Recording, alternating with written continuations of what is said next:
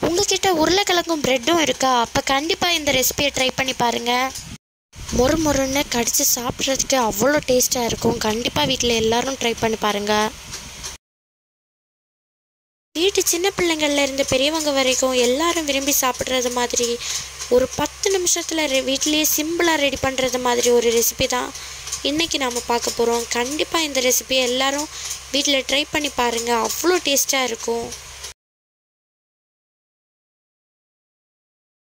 இந்த recipe ready பண்ணுறதுக்கு முதல்ல ஸ்டவ் ஆன் பண்ணிக்கோங்க.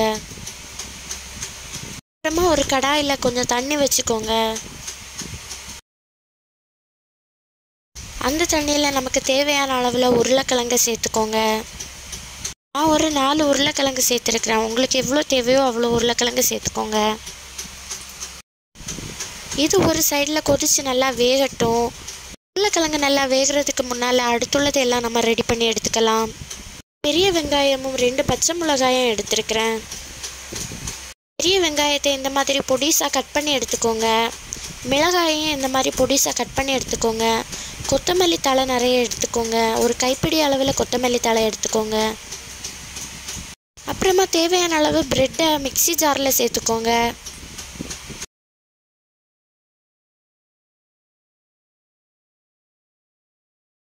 நல்லா அரைச்சி எடுத்துக்கோங்க. இந்த அளவில் அரைச்சி எடுத்துக்கோங்க. அப்புறமா அரைச்சி வச்சதை ஒரு பவுலில் மாற்றிக்கோங்க.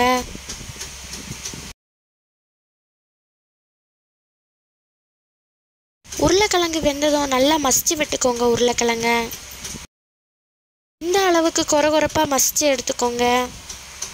இப்போது கட் பண்ணி வச்சுருக்கிற பெரிய வெங்காயத்தை இதோட ஆட் பண்ணிக்கோங்க.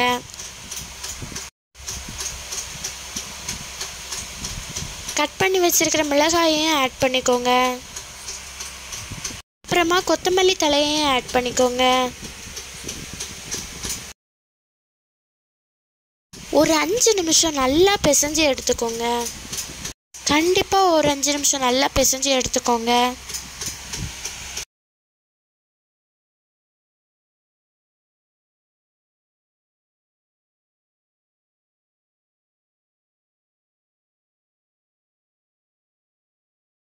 இந்த அளவுக்கு நல்லா பிசைஞ்சதுக்கு அப்புறமா நம்ம அரைச்சி வச்சிருக்கிற ப்ரெட்டை கொஞ்சம் கொஞ்சமாக சேர்த்து அதையும் நல்லா பிசைஞ்சு எடுத்துக்கோங்க.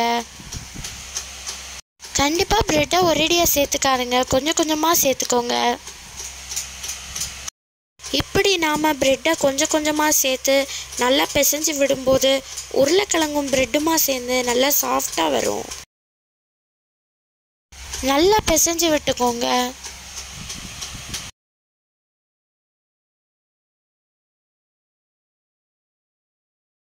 இந்த அளவுக்கு பிசைஞ்சு எடுத்ததுக்கப்புறமா தேவையான அளவு உப்பு ஆட் பண்ணிக்கோங்க. தேவையான அளவு மஞ்சள் தூள் ஆட் பண்ணிக்கோங்க. அப்புறம் தேவையான அளவு மல்லித்தூள் ஆட் பண்ணிக்கோங்க. அப்புறமா தேவையான அளவு மிளகாய் தூள் ஆட் பண்ணிக்கோங்க. அப்புறமா தேவையான அளவு கரம் மசாலா ஆட் பண்ணிக்கோங்க. மசாலா ஐட்டம்ஸ் எல்லாம் ஆட் பண்ணதுக்கப்புறமா நல்லா பிசைஞ்சு விட்டுக்கோங்க.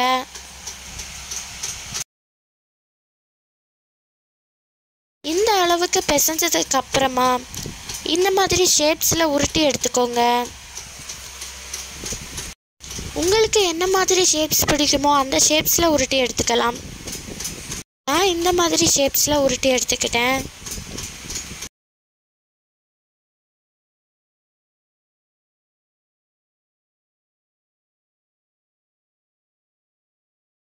எல்லாத்தையும் இந்த மாதிரி உருட்டி எடுத்துக்கோங்க.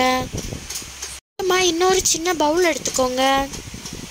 ஒரு 2 ஸ்பூன் மைதா மாவு போட்டுக்கோங்க.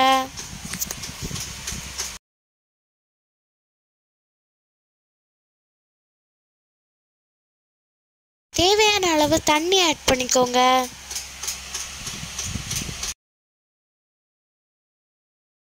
நல்லா மிக்ஸ் பண்ணி விட்டுக்கோங்க. மாவு கொஞ்சம் கூட திட்டே இல்லாமல் நல்லா மிக்ஸ் பண்ணி எடுத்துக்கோங்க.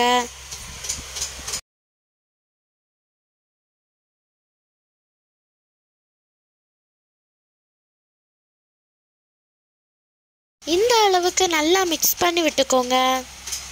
இப்போ நாம் உருட்டி வச்சிருக்கிற உருளைக்கிழங்க இந்த மைதா மாவோட டிப் பண்ணி எடுத்துக்கோங்க.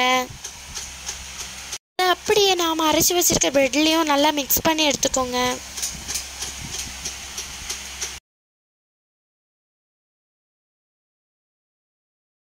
இந்த மாதிரி ஒவ்வொரு பீசஸையாக ரெடி பண்ணி எடுத்துக்கோங்க.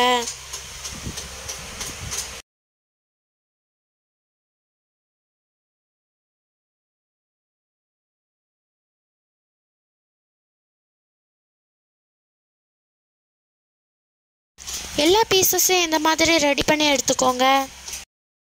அப்புறமா ஸ்டவ் ஆன் பண்ணிக்கோங்க. அப்புறமா ஒரு கடாயை வச்சுக்கோங்க. அதில் தேவையான அளவு பாமாயில் ஆட் பண்ணிக்கோங்க.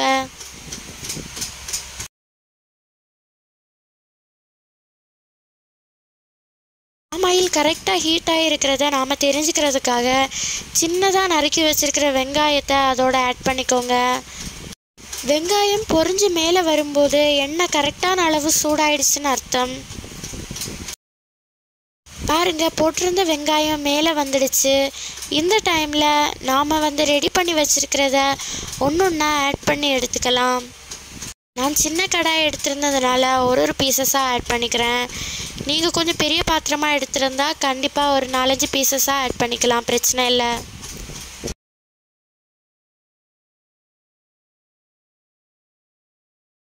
இந்த டைமில் நான் ஒரு பீஸ் கூட ஆட் பண்ணிக்கிறேன்.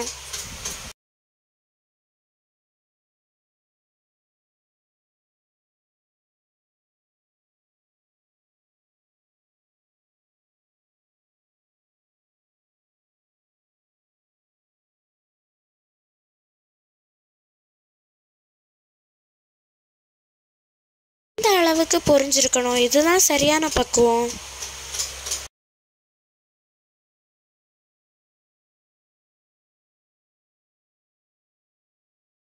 இப்போ நாம் ரெசிபி ரெடி ஆயிடுச்சு. வெறும் உருளைக்கிழங்கும் பிரெட்டும் மட்டும் இருந்தாலே போதும். இந்த ரெசிபியை நாம் அடிப்பொலியாக ரெடி பண்ணிக்கலாம். டீ அல்லது காஃபி கூட வச்சு சாப்பிட்டா செம்ம டேஸ்ட்டாக இருக்கும். கண்டிப்பாக ட்ரை பண்ணி பாருங்கள். பார்க்குறதுக்கே எவ்வளோ கிறிஸ்பியாக இருக்குது பாருங்கள். சாப்பிட்டாலும் அவ்வளோ டேஸ்ட் இருக்கும். கண்டிப்பாக வீட்டில் ட்ரை பண்ணி பாருங்கள் எல்லோரும். வெறும் உருளைக்கிழங்கும் பிரெட்டும் வச்சு ஈஸியான டேஸ்டியான ரெசிபி நம்ம வீட்லேயே ரெடி பண்ணி நம்ம கையால் சாப்பிடலாம். கண்டிப்பாக எல்லோரும் இந்த ரெசிபியை வீட்டில் ட்ரை பண்ணி பாருங்கள்.